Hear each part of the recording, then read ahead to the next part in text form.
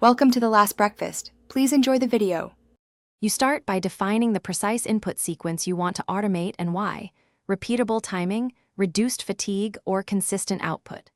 Once done, install a tested macro utility such as Auto Hotkey or your device's official macro software and open its editor.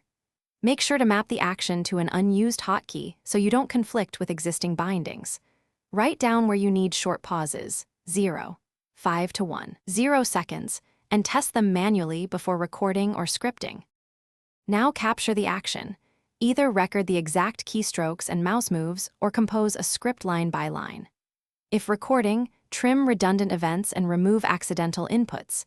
If scripting, insert explicit weights such as sleep 200 and use send key for clarity.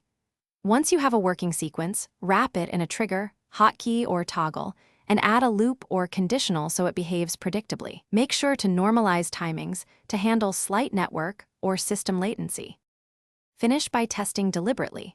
Run short iterations and observe for missed inputs or timing drift.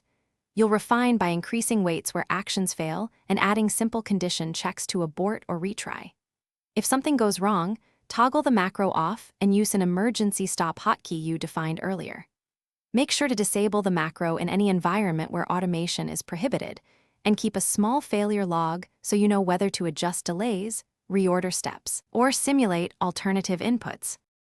Thanks for watching. If this was helpful, leave a like and consider subscribing. See you next time.